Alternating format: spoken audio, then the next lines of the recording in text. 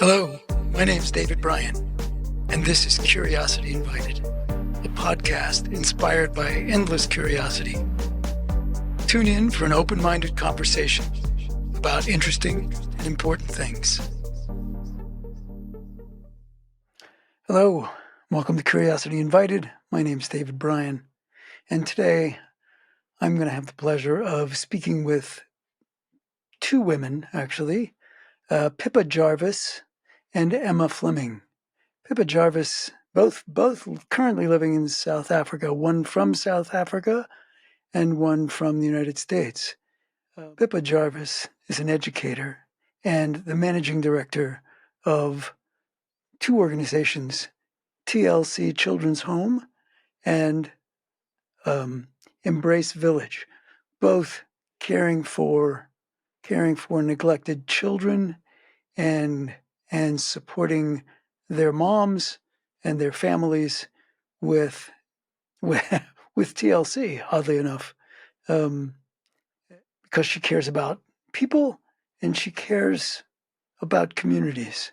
And Pippa is an extremely dedicated and smart woman, negotiating and navigating the bureaucracies that stand in the way of meaningful things being done in South Africa, especially for neglected families and neglected children, in a land that is still to this day, although better than it was, stricken with significant challenges, poverty, etc.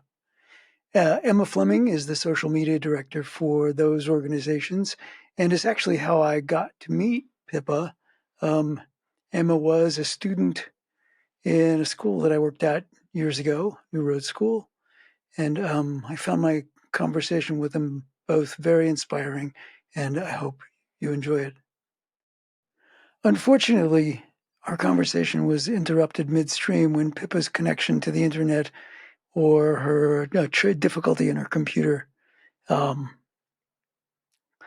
created a gap. And with editing, I was able to trim that gap down to about 30 seconds at the most. So if you're just listening, there will be about 15 minutes in, 14 minutes in, a slight pause.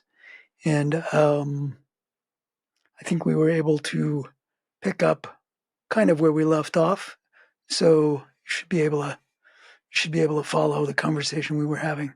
And now Pippa Jarvis and Emma Fleming. And then anything we don't want, we can always just edit out. So here it is. Well, welcome to Curiosity Invited, and thank you both for being here, Pippa Jarvis and Emma Fleming. So in my proper introduction of Pippa, I spoke of her as I didn't know if you were the founder, but I knew that you were the managing director of TLC Children's Home. And my mother was the founder, David. My mother was the founder. When did she begin it? In 1993, when South Africa was just in the cusp of its democracy, and also in the height or part of the height of the HIV/AIDS pandemic. So a lot going on in our country at the time. So your mom started it. Wow, that's wonderful. Yeah. And I was 16. Has she formally passed the baton, or? Yes, yeah. She retired in 2015, and I took over the reins, and we've been going since then. And does she still look over your shoulder and say, "What are you doing that for?" No, she's very gracious, and she manages her own lane very nicely. That's good. That's great. That's great.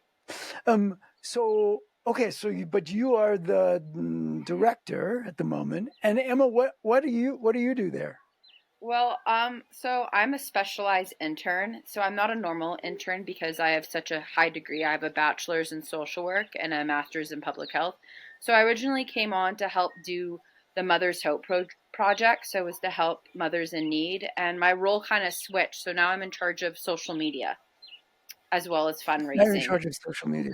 Yeah. And now there is a thing in the world. Yeah, it is. And I'm Pippa's personal assistant as well. So, Pippa will say, "Hey, do this." And I'll say, I'll do it. I got you. So I'm her marketing director. I try to, sell Pippa out to the world. And I got it. I get it. And the other thing I should say, just truth in advertising. I know Emma from a previous lifetime. I don't mean that in the previous lifetime way, but in the in an earlier time in each of our lifetimes. You know, Emma was a student at the school that I ran. So and I think you were a junior when I left, right? I left at the end of your junior year. I think you were my end of my sophomore year because I graduated in 2014, so it could have been junior. Yeah, no, year. that was junior year because I left at the end of 2013. Okay, yeah, so. No, I mean, I came into that school halfway in the middle of the year, didn't know anyone, and was just fully accepted into the community. It was an amazing experience going to that high school. Yeah. And I know you're smart because, look, I know when we went to school, so. Yeah. I like to think I am. And now you're a married woman. Yes. I got married in January to a South African that I met at a small little bar in a very small little town. And we fell in love, and I was deciding I was graduating with my master's, and I was like, what was I going to do? I thought about the Peace Corps, got into the Peace Corps, then got denied for medical reasons. And then that's when I stumbled upon TLC. And I was like, okay, Pippa, you're doing my dream job, because after my first trip to South Africa, I always knew this is home. This is where I want to be. So I'm very, very lucky.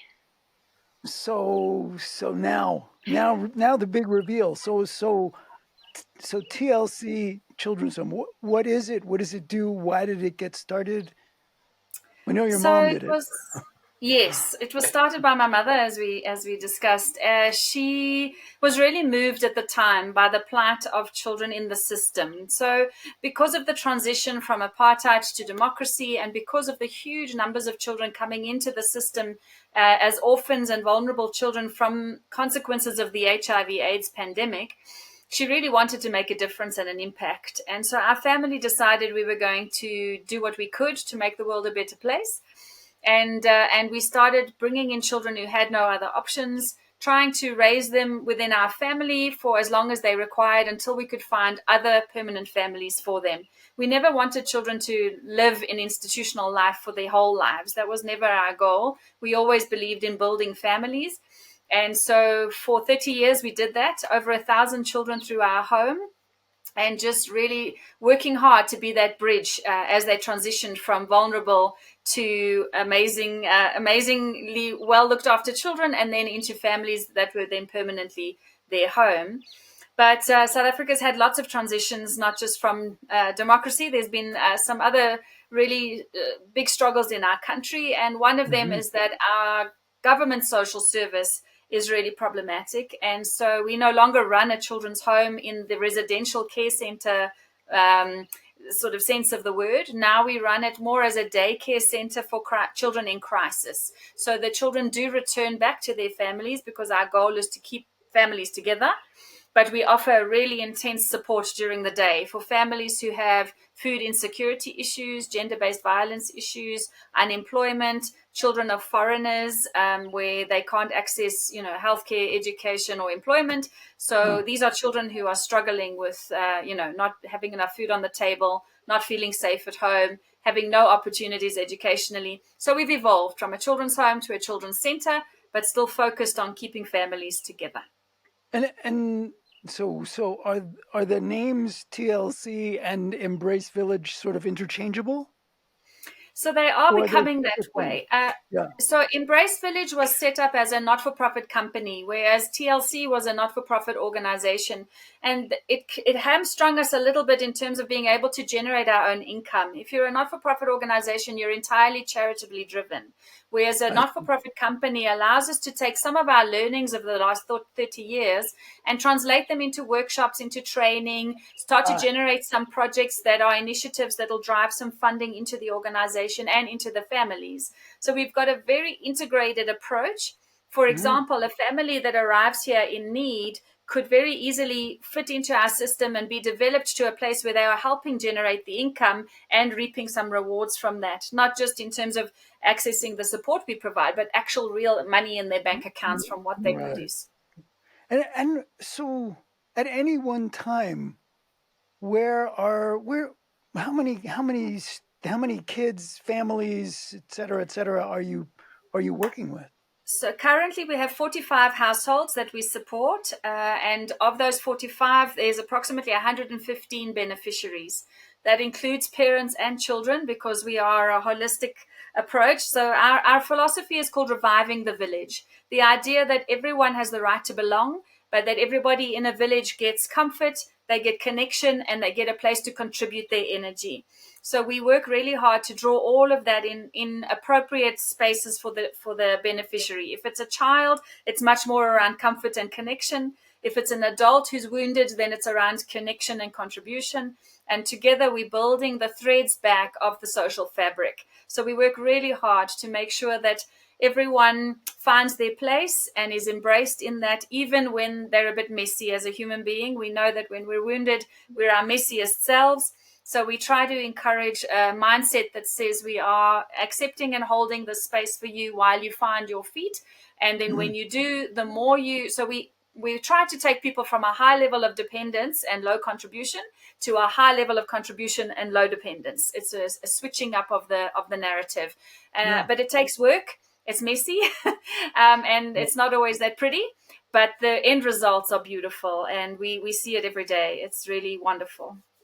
Well, so obviously you don't need to answer anything that I ask, but what does messy look like? What does that mean?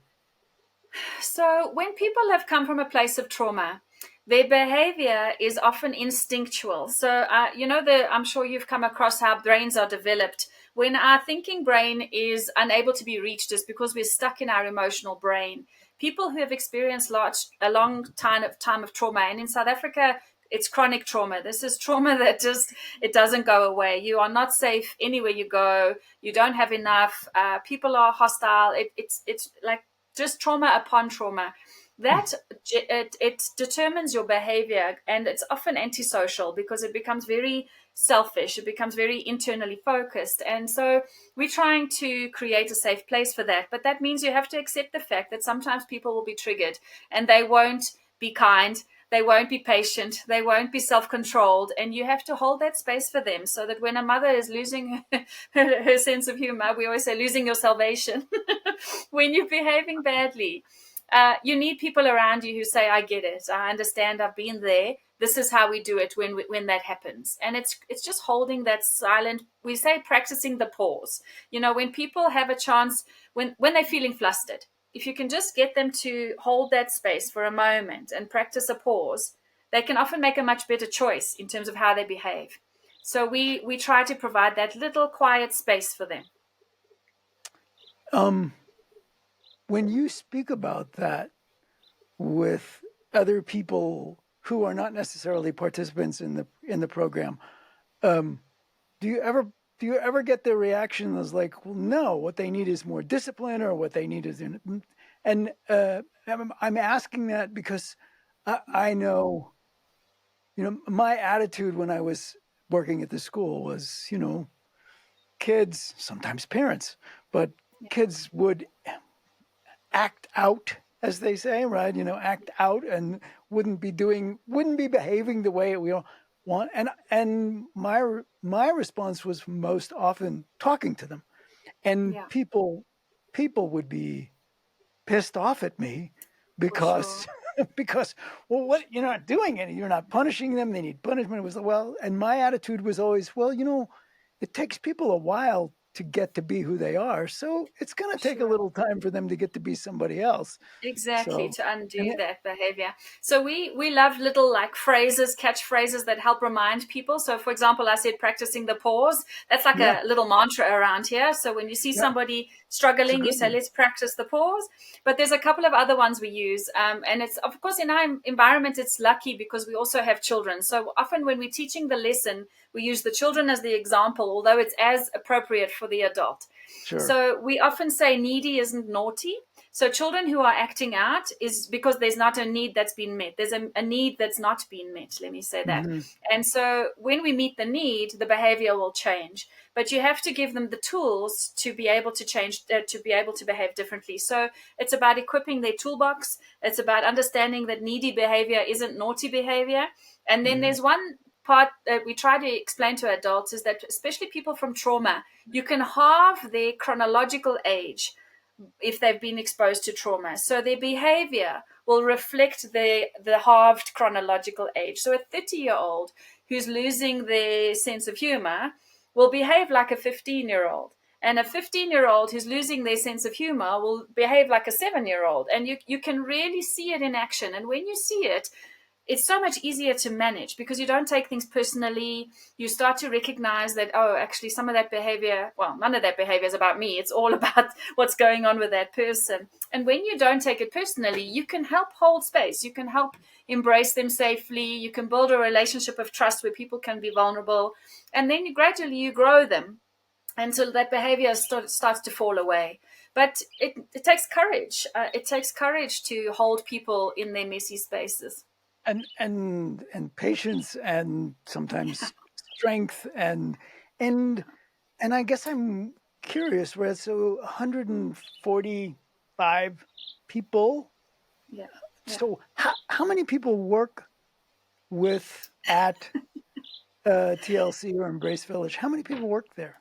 I'm so glad you asked that question. I love our model, David, because it takes a village, right? That if you really think about that process. So we bring in, let's say, a needy mommy, a mommy who's had real exposure to trauma, who's struggling to parent her children. In our community are many needy mommies, but mommies who aren't all having a bad.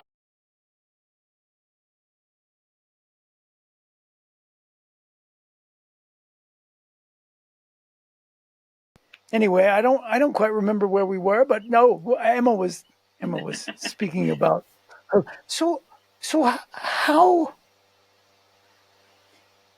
big a problem is the problem you're trying to solve, in recognizing that, anytime any kid, well, maybe anytime anyone, but certainly anytime any child is not being cared for, it's a huge problem. But sort of setting that aside, is it a huge problem in South Africa?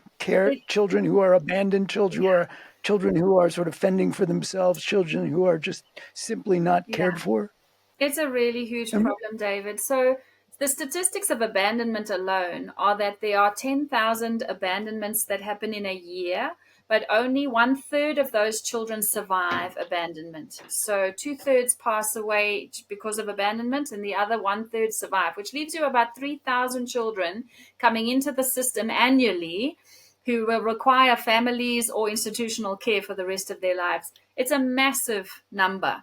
Then you add to that children who are neglected, who are with other caregivers. So children who aren't in the system, recorded in the system, but who are being cared for by teachers or neighbors or church bodies, things like that.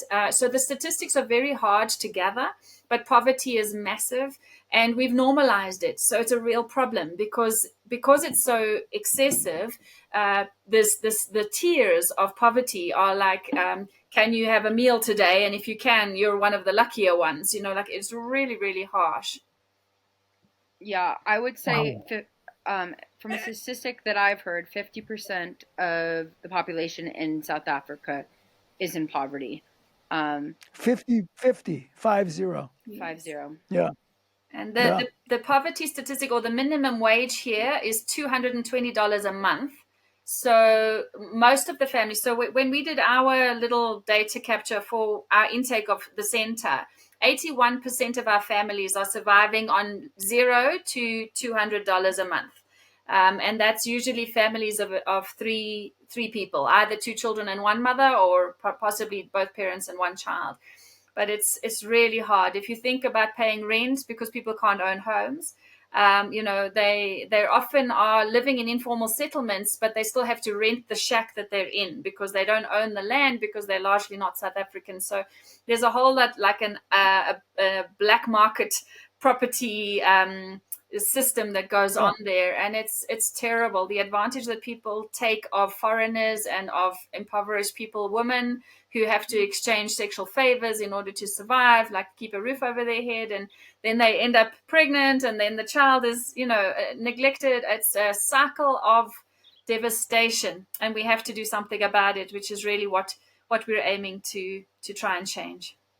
And when Pippa says informal settlements, I just kind of want to paint a picture. Imagine a dirt floor, and imagine steel, or plastic, or cardboard, and then a roof. That is an informal settlement. A latrine, a bathroom is shared amongst many. There is no running water. Usually you have to walk for the running water. And in South Africa, our running water is sometimes turned off and not always the cleanest, and can be filled with E. coli and other things you shouldn't be drinking. What percentage of the population live in the situation you're describing? Not that you necessarily have to have that information, but I'm curious. Is it widespread? It is widespread. And the statistics are hard to come by because, of course, it doesn't look good on our statistics to have this huge disparity. But South Africa is known as having the most disparate population demographic, from the poorest in the world to the richest. It's crazy. And the gap in the middle is massive.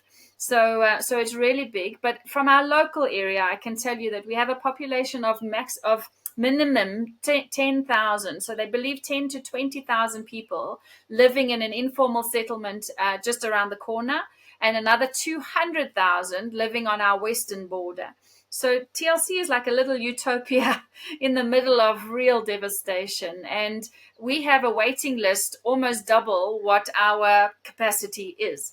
So with the right resource, we could expand our project and, create maybe some models of assistance in a different way. But at the moment, we're resource constrained. So we have a maximum, we're full to capacity, and in fact, slightly more. But the waiting list is double.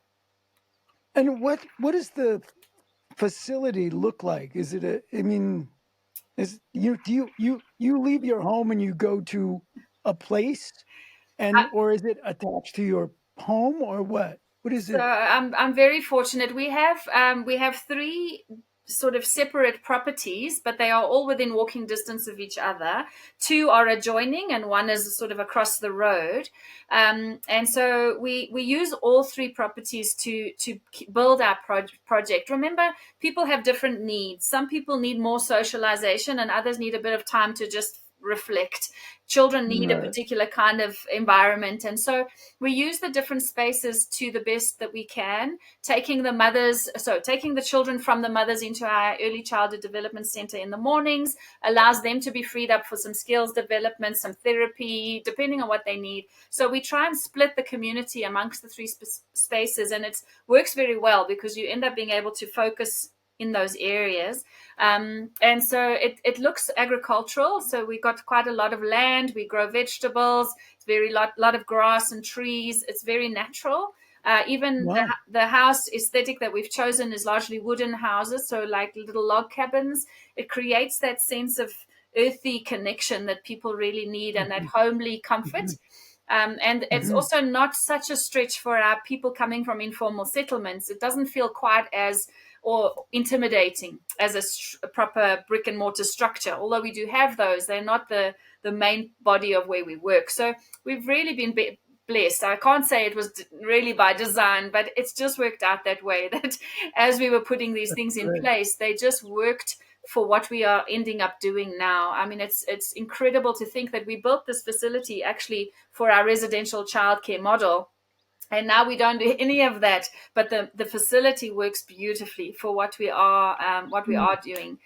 We have and is there programs. Oh, I'm sorry. Sorry. No, I'm sorry. I didn't mean to. No. I wanted you to finish. Sorry. So I was just going to say we have a program, of course, where the mothers attend on a daily basis, but we have a small program running where mothers who are homeless and are trying to, parent their children don't have options. They don't have community. They're often struggling with their documentation, and they don't have an income. So their options would be to live on the street with their children or to find a shelter of some sort. And so we piloted a project we call A Mother's Hope, And it's a 3-year commitment to families, mothers who have found themselves discharged from hospital with infants and no home to go to, where they come and they live with us, and we give them maternity support, we give them parenting training, therapy, interventions, and all with the aim that by the end of their time with us, which we call graduation, they'll be employable. Mm-hmm. So we have mothers who have Mm-hmm. done diplomas in education, we've done mothers who have done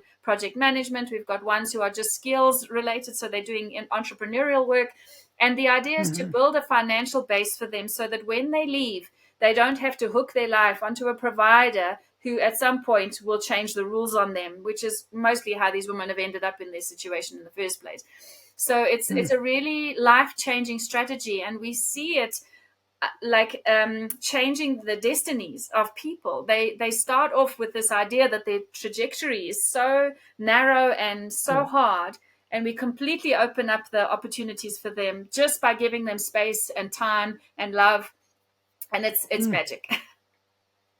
It sounds it. It sounds it. Is there an age group that you like? We only work with kids up to the age of 14 or whatever it is. Is there, or do you try to focus on the youngest kids, or whoever's in need can walk in the door? So people do just walk in the door all the time, but our skill set, of course, is related to children under 6 largely. But a village doesn't look like that. So we work with all the elements of a village. In fact, we've even got a program for the elderly who come and visit and give the babies cuddles, and they give the mothers some wisdom and advice, and we're building community across the generations. But it's small steps where we can and how we can manage. We're very, very flexible. Like we are fluid in terms of what need is being presented today and how best do we meet that need. And we just roll with whatever that is. But the basic tenet, of course, is that it's easier to build strong men than it is to fix broken ones. So let's start as young as possible and do as much as we can to make sure that the foundation they're getting is solid, because we know from science that the resilience you can build into a child before they are 3, it will stand the test of time. So for us, that's a huge focus, is mothers who are still expecting their babies, remove the stress, give them what they need, make sure that they feel capacitated to be good moms, and then help them do that, at least for those first 3 years. And then after that, you can pretty much rest assured that the foundation you laid is a good one. If we can do that, that is a real win. So for us, that's really a big part of what we do. But of course, you can't do it without all the other parts. And there are lots of broken parts. So we're just putting it together as best we can, like pieces of a puzzle. No. You made, I apologize for my ignorance, but you made reference before to the numbers of people who are not South African, right? And they're struggling getting their papers. So what is that about? So South Africa, where are the immigrants from? Are there a lot of them, et cetera? Yeah. South Africa has got so many layers of challenges. One of which is that our reputation in the African continent is one of wealth, because of course we had the gold mines, we had huge economic investment, and after apartheid we were seen as having streets paved of gold. That idea has really permeated all the way up north of Africa. And anyone who watches global news will know that Africa has got some real problems, from climate change disasters to political instability to massive gender-based disparities, like huge problems. So people come to South Africa seeking a better life, seeking hope, the same way they do in the States, I'm sure. They believe that we will offer them opportunities they can't get at home. The problem is that we also have a lot of tribalism, a lot of xenophobia. So although our borders are porous because we have poor policing and problems with immigration, we end up absorbing a lot of people into the communities who then, if you're talking about a female in this instance, for example, she will come to South Africa and she'll immediately hook herself onto a provider, someone who can give her a safe place to stay in exchange for whatever favors he requires. The problem comes in that a lot of South African traditionally male mindset is not around safe sex. So you'll have no condoms, you'll have no birth control, you'll have very traditional mindset, a lot of violence.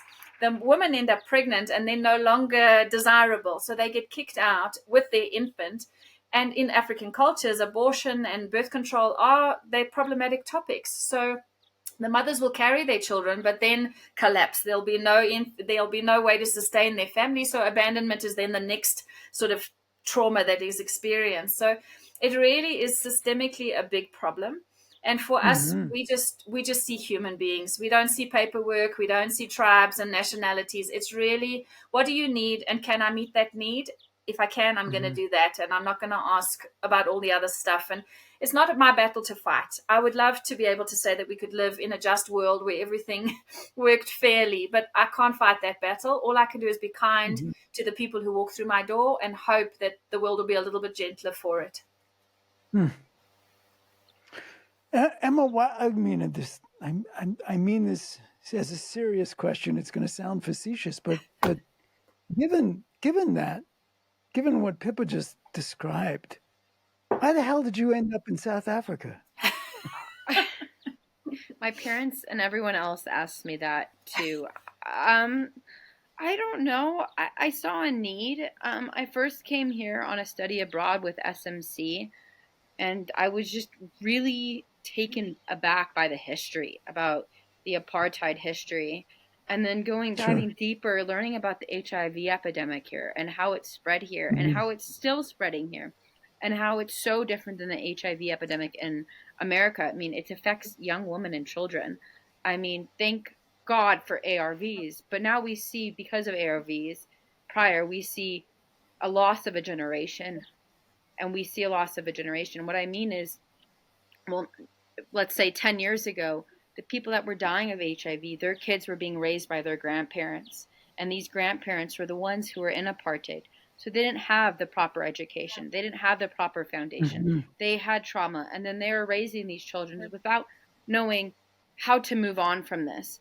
And I think that need just really brought me here. And then when I came back in 2018, I volunteered at 2 children's homes that were nothing like TLC. These were appalling. The amounts of human rights violations I saw at these children's homes that do have registration and are funded by the government is insane. I mean, just the politics.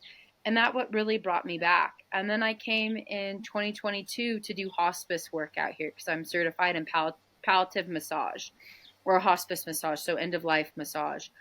And then I met my husband, and then I met TLC. I mean, the country, despite all of its problems, it's beautiful. I mean, you go out and it is beautiful outside. We have sunshine. We have pretty good weather most of the time besides winter. The people are really nice. I mean, I personally have not faced any discrimination or crime. Well, the people are amazing, and they just want to love and be loved. And if you're able to do that, it's a pretty awesome place. I mean, yes, it's really hard. I mean, driving to TLC, I pass 2 townships and I see struggling moms, and I see teen moms, and I see little 6-year-olds walking to school by themselves. And I see kids in the back of buses without seatbelts and car seats, and mom and dad are having the kid in the front seat with a cigarette in the hand. And you're just like, oh my God, this is a public health nightmare. But despite all these problems, it's a beautiful country. And I mean, the people are awesome. And I mean, I love it here. I mean, it feels like home. I mean, I was in LA for 2 weeks, and it was hard for me. I felt very disconnected because I've been here for the last 2 years, and I've adjusted. Well, being in LA, I mean, it's hard. It's hard. It's a challenge. It's a challenge. I now live in Wyoming, in rural Wyoming, and you know, going back to Los Angeles, it's sort of shocking. How did I do this for that long? But you just mentioned the education piece. So you're working with these young kids.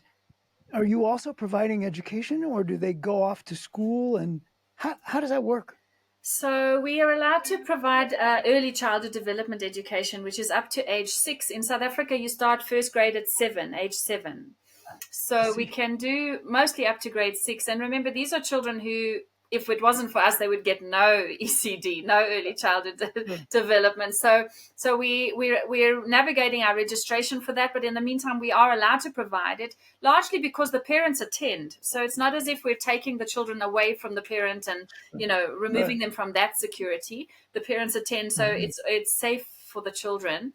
But part of what we're kind of finding a niche in is these children who fall through the cracks. It's so interesting. Children who have got significant trauma, and trauma affects your ability to learn and to progress academically. So unless we deal with the trauma, they're never going to progress academically. And South Africa has no resource. They don't have enough special schools. They don't have remedial, government funded and remedial education streams, anything like that. So unless you're in the mainstream, you're not in school.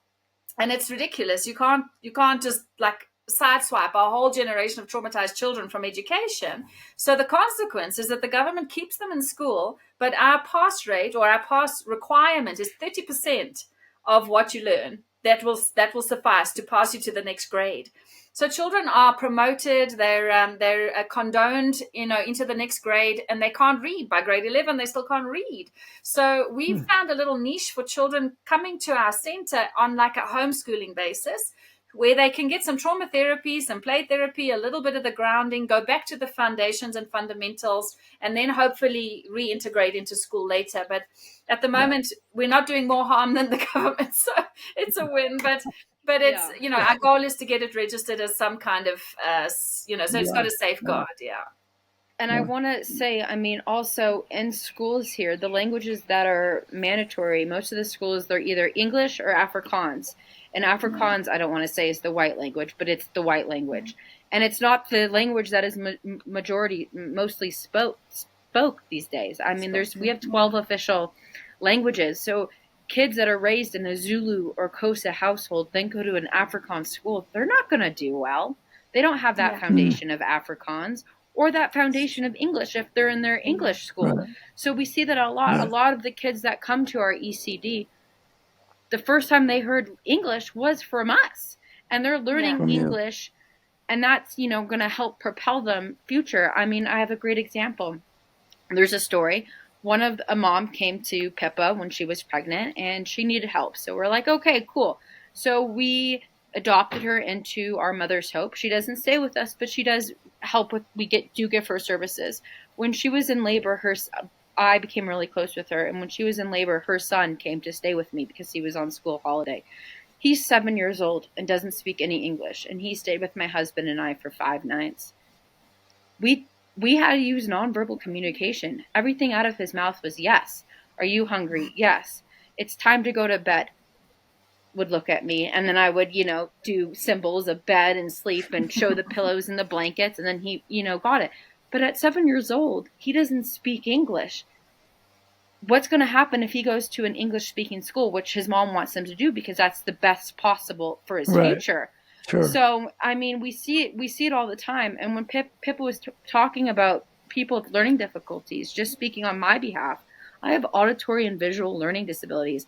I had ADHD. I couldn't read until 3rd grade. If my parents didn't push tutoring and other social services on the schools to get me an IEP, I would be one of these statistics. I would be one of these falling through the cracks students if I didn't have parents that were educated enough to get me the help I needed.